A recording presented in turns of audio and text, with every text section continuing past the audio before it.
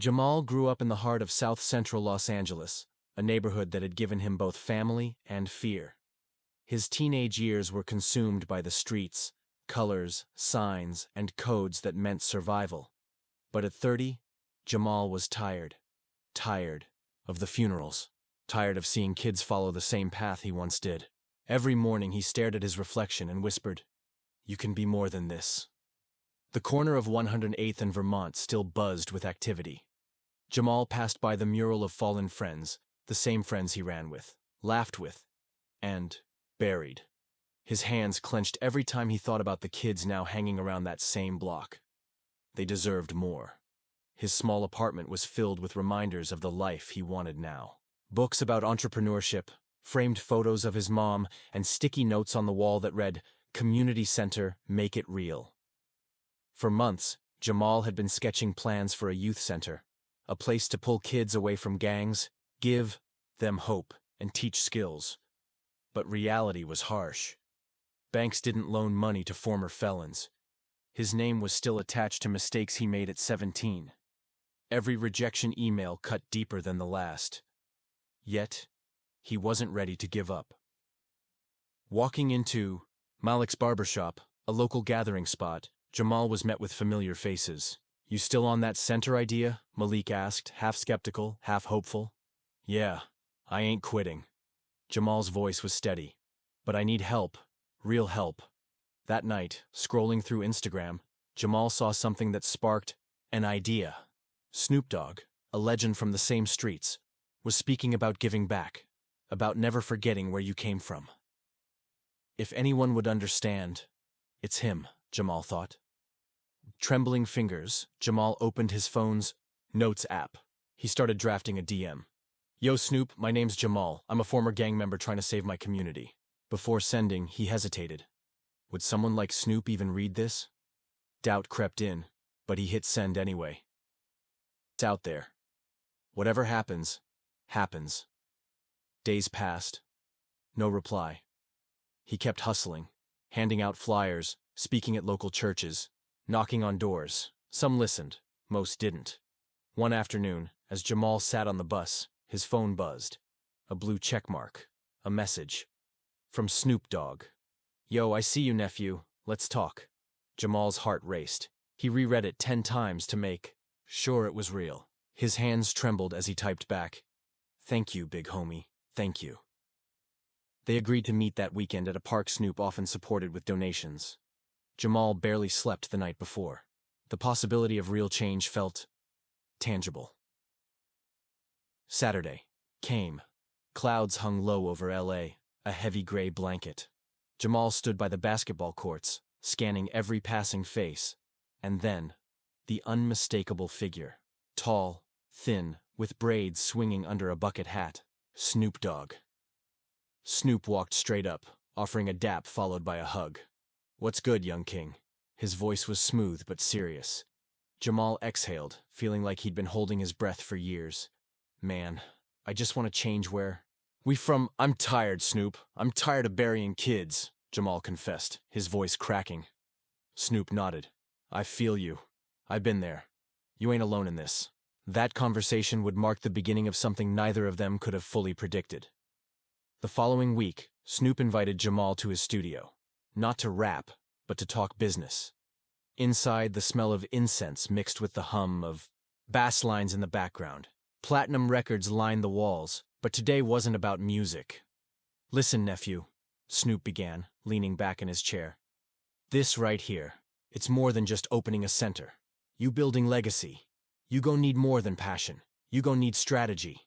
Jamal nodded, absorbing every word. "I ain't never ran no business, Snoop. I'm learning as I go." "That's where I come in," Snoop smiled. "I got resources, connections, and I believe in what you trying to do." They mapped out a plan. First, location. Snoop knew a vacant building near Crenshaw that used to be a thrift store. Second, funding. Snoop offered to front part of the money, but insisted Jamal create a non-profit to attract more donors. Third, community buy-in. The people needed to believe this was for them. Days turned into weeks. Paperwork, meetings, zoning permits. Late nights spent filling forms Jamal never imagined he'd read. but every step forward felt like breaking chains. Word spread fast. Some old friends doubted him. "Man, you ain't changing nothin'," one said, shaking his head. But others, like Ms. Denise from the corner store, cheered him on. "About time somebody did something," she said. Meanwhile, Snoop wasn't just signing checks. He showed up, filmed videos talking about the project, brought in local celebrities, even convinced a few corporate sponsors to invest in the idea.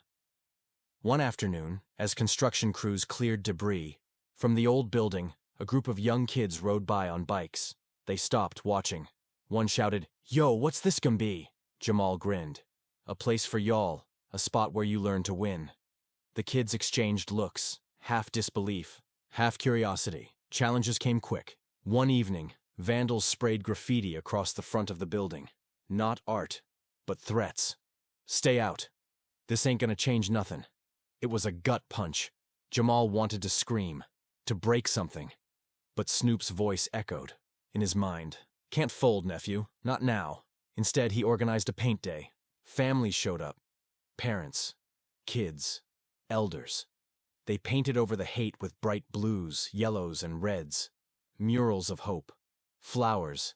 Messages like, "Our future starts here." It was more than just paint. It was a statement. The day the sign went up, the Crenshaw Rising Center, people lined the sidewalk, phones out, capturing history. But opening day was still ahead, and with it, new battles to fight. Opening day arrived. The morning air buzzed with anticipation. News crews parked along the street. Local food trucks offered free meals. A DJ set up speakers blasting West Coast classics. Jamal stood in front of the building, dressed in a crisp white t-shirt and jeans, nerves bouncing through his chest. Snoop arrived in his signature laid-back style, Chuck Taylors, flannel, and sunglasses, but today with a seriousness in his step. "Ready?" Snoop asked. "As I'll ever be," Jamal replied. They cut the ribbon together. Cheers erupted. Balloons flew. Jamal looked out at the crowd, dozens of kids, parents, teachers, elders, and felt something he hadn't in years. Pride, not in himself, but in what this represented. Inside, the center was vibrant. A music studio in one room, a computer lab in another, a small boxing gym in the back. There were tutoring spaces, job readiness workshops, and even a kitchen where cooking classes would be held. First to sign up was a 14-year-old named Trey. His older brother was locked up, his dad gone. Trey walked into the music studio, eyes wide. "Y'all really gonna teach me how to make beats?" Jamal knelt down. "Not just beats, lil man. We gonna teach you how to own your future." The energy was contagious. More kids signed up, some for music, some for coding, others for the boxing gym. Parents watched with cautious optimism, wondering if this was really the change they'd prayed for. But not everyone celebrated. A local gang leader, Big Rico, saw the center as a threat to his influence. That afternoon he pulled up in a black SUV, stepping out with his crew. "You really think this gon' stop the streets?" Rico smirked. Jamal stood his ground. "Nah, but it's a start, and that's more than you ever did." Rico laughed but left without further words. The message was clear. This wasn't over. That night, Snoop pulled Jamal aside. "You know, this thing you started, it's bigger than both of us. You ready for that?" Jamal nodded. "I ain't scared. Not no more." As the sun set over Crenshaw, the neon lights of the Crenshaw Rising Center flickered on, casting a new glow over the streets. Months passed. The center wasn't just surviving. It was thriving. Kids who once stood on street corners were now inside learning Photoshop, beat production, coding, and financial literacy. Jamal found himself mentoring, more than managing. Trey, once a quiet kid, had produced his first song. Another young girl, Maya, won a scholarship after mastering digital design at the center. One evening, Snoop hosted an event at the center. Celebrities showed up, local politicians too. But it wasn't about fame. It was about showing the community what was possible. On stage, Snoop handed Jamal a plaque. "To Jamal, for turning struggle into strength, for showing the hood what real change looks like." Tears welled in Jamal's eyes. I ain't perfect. I made mistakes. But this is proof that we ain't defined by our past. But the road wasn't without more challenges. There were threats, funding gaps, bureaucratic nightmares. One night, a fire broke out in the storage area. Arson. The fire department contained it, but damage was done. The next morning, Jamal arrived. To see volunteers already there, sweeping ashes. Parents brought coffee. Kids held signs reading, "We ain't stopping."